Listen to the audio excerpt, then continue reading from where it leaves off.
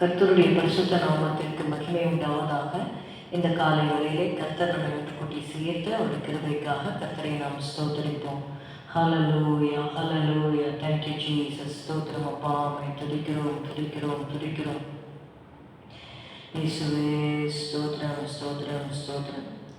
உன்னத தேவன் உன்னுடன் இருக்க உள்ளமே கலங்காதே.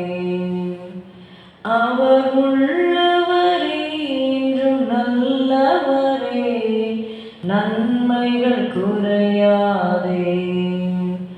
அவர் வல்லவரே, என்றும் நல்லவரே, நன்மைகள் குறையாதே. உன்னத தேவன் உன்னுடன் இருக்க உள்ளமே கலங்காதே. இயேசுவின் முன் நடந்தால் நீ யோர்தானை கடந்திடலாம். இயேசுவின் முன் நடந்தால் நீ யோர்தானை கடந்திடலாம். விசுவாசம் உனக்கிருந்தால் அந்த எரிகோவை தகர்த்திடலாம். விசுவாசம் உனக்கிருந்தால் அந்த எரிகோவை தகர்த்திடலாம். உன்னத தேவன் உன்னுடன் இருக்க உள்ளமே கலங்காதே. லூக்கா 2:11 வசனம். இன்று கர்த்தராகிய கிறிஸ்து என்னும் இரட்சகர் உங்களுக்கு தாவீதின் ஊரிலே பிறந்திருக்கிறார். Let's turn our Bibles to Luke chapter 2 and verse 11. For unto you is born this day in the city of David a Savior, which is Christ the Lord. First thing what we see is unto you is born this day. It's a personal good news for us. The angel did not say unto Israel or unto the world, but unto you. This shows that salvation through Jesus is always personal. Christ's birth is a gift meant for every individual who receives him in faith. நாம் விசுவாசத்தோடு நாம் ஆண்டவராக இயேசுவை நம்முடைய இதயத்திலே சொந்த இரட்சகராக ஏற்றுக்கொள்ளும்படியாக இயேசு கிறிஸ்து மனித அவதாரம் எடுத்து இந்த உலகத்திலே நமக்காக வந்தார். He is a savior. The announcement was given as in the city of David a savior.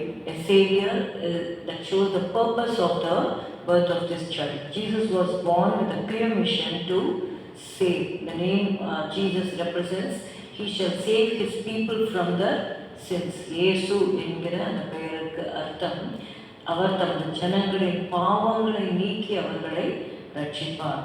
Thirdly, we see which is Christ the Lord. The power of his anointing. கிறிஸ்து என்று சொல்லும் பொழுது அபிஷேகிக்கப்பட்டவர். Christ means anointed one, Messiah. And Lord declares his divine authority. This verse unites his human birth with his divine identity or the divine authority, affirming that the baby in the manger is both God's chosen king and he is the sovereign Lord over all. So Jesus is personally given and he is purposefully born and he is powerfully our Lord, and we ought to actually adore him and he is worthy of our faith. We need to worship him and obey him. நம்ம ஆண்டவராக இயேசு கிறிஸ்து நமக்காக கொடுக்கப்பட்டார். அவர் இரட்சகராக வந்தார். அது மாத்திரமல்ல, அவர் அபிஷேகிக்கப்பட்டவராய் நமக்கு ஆண்டவராய் இருக்கிறபடினாலே அவருக்கு கொடுக்க வேண்டிய கனத்தை கொடுத்து நாம் வாழும்போது நிச்சயமாகவே நம்முடைய பட்டணமும் நம்ம வீடு, நம்முடைய பட்டணம், நாடு எல்லாமே ஆசீர்வதிக்கப்பட்டிருக்கும். ஸ்தோத்திரம் அப்பா, உம்மை துதிக்கிறோம், துதிக்கிறோம், துதிக்கிறோம் கர்த்தாவே. இந்த வேளையிலே ஆண்டவரே இயேசுவே ஸ்தோத்திரம், ஸ்தோத்திரம். எங்களுக்காக இந்த உலகத்திலே வந்த உடைய கிருபைக்கு எண்ணி நாங்கள் ஆண்டவரே உம்மை நாங்கள் துதிக்கிறோம் அப்பா. இயேசுவே ஸ்தோத்திரம், ஸ்தோத்திரம், ஸ்தோத்திரம் அப்பா. ஆண்டவரே பொன்னையும் ஆண்டவரே தூப வர்க்கத்தையும் ஆண்டவரை வெள்ளை போடத்தையும் கொண்டு வந்து ஆண்டவரை அவர்கள் ஆண்டவரை பணிந்து கொண்டார்கள் என்று நாங்கள் வாசிக்கிறோம் அப்பா. ஸ்தோத்திரம், ஸ்தோத்திரம், ஸ்தோத்திரம். ஆமாப்பா, நீ சகல துதிக்கும் கனத்திற்கும் மகிமைக்கும் பாத்திரராய் இருக்கிறீர் ஆண்டவரே. நன்றி அப்பா. இயேசுவின் நாமத்தில் பிதாவே, ஆமென். என் ஆத்துமாவே கர்த்தரை ஸ்தோத்திரி, என் முழு உள்ளமே உடைய பரிசுத்த நாமத்தை ஸ்தோத்திரி. என் ஆத்துமாவே கர்த்தரை ஸ்தோத்திரி, கர்த்தர் செய்த சகல உபகாரங்களையும் மறவாதிக்கு போனேன். Have a good day. God bless you.